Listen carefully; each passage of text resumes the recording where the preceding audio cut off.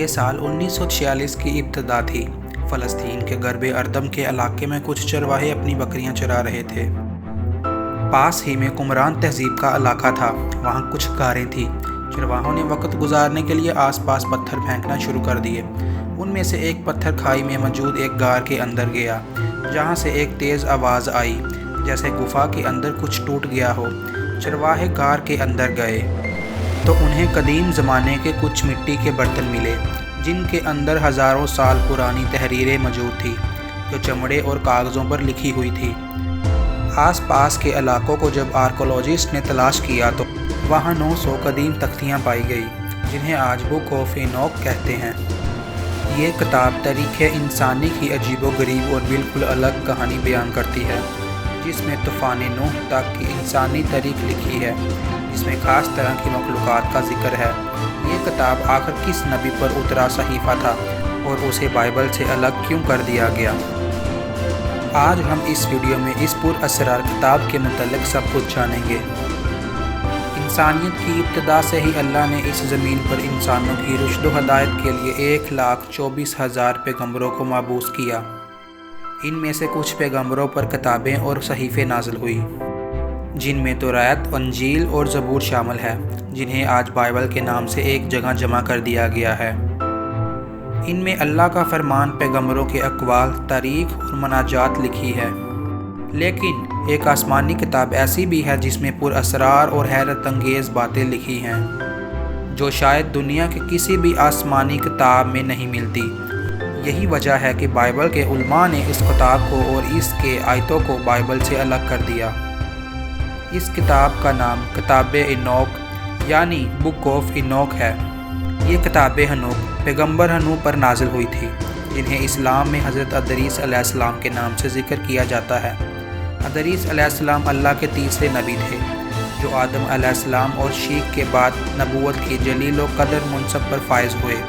مورخین نے لکھا ہے کہ آپ کی پیدائش بابل یعنی عراق یا مصر کے علاقے منس میں ہوئی تھی۔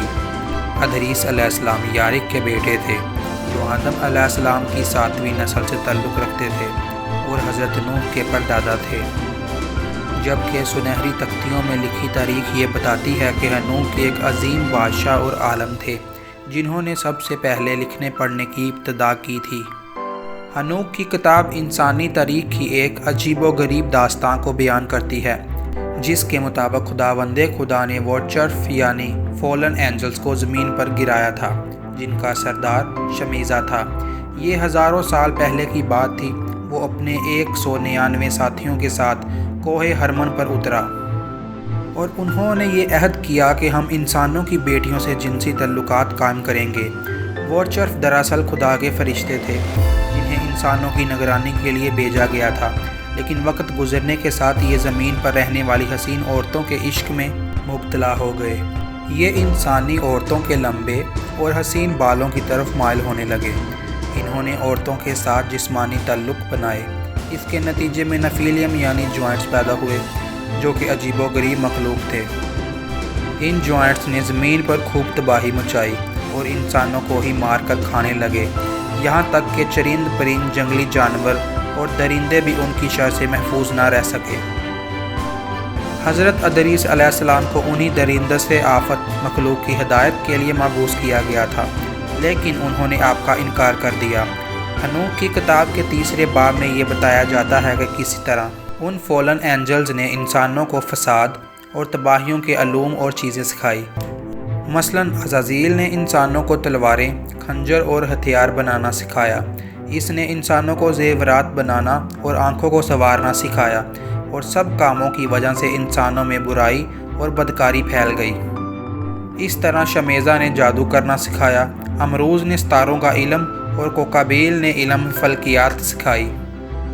زمین میں ہونے والے اس فساد کو دیکھ کر خداوند غضبناک ہوا، اور اس نے 4 فرشتے یعنی مائیکل، یوریل، رافیل اور گریل کو زمین پر بھیجا، اور یہ فرشتے باقی فرشتوں اور نفیلیم کو سزا دیتے ہیں، کچھ کو زنجیروں میں جکڑ لیتے ہیں، اور ان وارچرفز کو بھی ہلاک کر دیتے ہیں جنہوں نے عورتوں کے ساتھ ناپاک رشتے بنائے تھے۔ وارچر کو یہ 4 فرشتے زمین کے اندر قید کر دیتے ہیں، جہاں وہ تا قیامت قید رہیں گے۔ کہا جاتا ہے کہ ادریس علیہ السلام کو اللہ کی طرف سے یہ قدرت دیا گیا تھا کہ وہ زیر زمین دنیا میں بھی جا سکتے تھے۔ کتاب حنوک میں یہ بھی بتایا گیا ہے کہ کس طرح ادریس علیہ السلام فرشتوں کے پروں پر سوار ہو کر اڑتے تھے اور آسمان سے دنیا اور پہاڑوں کو دیکھا کرتے تھے۔ حنوک کی گزارش کرنے کے باوجود خداوند نے فیصلہ کیا تھا کہ زمین پر ایک عظیم سیلاب آئے گا جس سے تمام نفیلیم اور دیو قامت مخلوق ختم ہو جائے گی اور زمین کو ان کے وجود سے پاک کر دیا جائے گا۔ لہٰذا ادریس علیہ السلام کے پوتے حضرت نوح کے زمانے میں یہ عذاب آیا جس میں تمام دیو اور نفیلیم کو ہلاک کر دیا گیا، اور حضرت نوح نے جن پاک مخلوقات کو اپنی کشتی میں سوار کیا تھا وہ باقی بچے، جن سے دنیا میں دوبارہ انسانیت کی ابتدا ہوئی۔ اب سوال یہ اٹھتا ہے کہ فالن اینجل جو کہ اللہ کے فرشتے تھے وہ نافرمان کیسے ہو گئے، جبکہ اسلامی عقائد یہ کہتی ہے کہ فرشتے کبھی خدا کی نافرمانی نہیں کرتے۔ دراصل یہودیت اور نفرانیت کے مطابق فرشتے بھی نافرمانی کر سکتے ہیں، جو کہ ایک باطل عقیدہ ہے۔ لہٰذا گمان کیا جاتا ہے کہ فالن اینجلز کوئی فرشتے نہیں بلکہ جن تھے، جنہیں نافرمانی کے سبب اس زمین پر گرا دیا گیا تھا اور جنہیں اہل کتاب میں فرشتہ بنا کر پیش کر دیا۔ جبکہ دوسرا نظریہ یہ ہے کہ وہ واچر کوئی آسمانی مخلوق تھی، جیسا کہ ہزاروں سال پرانے قدیم سنہری تہذیب کے تختیوں میں بھی ان واچرز کا ذکر ملتا ہے، جنہیں سنہری اقوام انوناکی کا نام دیا کرتے تھے۔ ان تختیوں کے مطابق انوناکی آسمان سے ہی زمین پر آئے تھے اور یہ انسانوں سے ٹیکنالوجی کے اعتبار سے کافی ترقی یافتہ تھے، جنہوں نے انسانیت کو کئی علم اور ٹیکنیک سکھائی، لیکن انہوں نے جب زمین پر فساد مچایا تو انہیں ہلاک کر دیا گیا۔ ممکن ہو کہ وہ واچر یا انوناکی کسی دوسرے سیارے سے اس زمین پر آئے تھے اور جس کی طرف ادریس کو بھیجا گیا تھا، لیکن جب انہوں نے آپ کا انکار کیا تو انہیں زمین کے اندر قید کر دیا گیا اور ان کے ناپاک نسلوں اور اولادوں کو طوفان نوح کے ذریعے صفایا کیا گیا۔ تو دوستو، اگر آپ کو میری یہ ویڈیو اچھی لگی ہو تو ویڈیو کو لائک، شیئر، کومنٹ ضرور کرنا اور چینل کو سبسکرائب کرنا مت بھولنا۔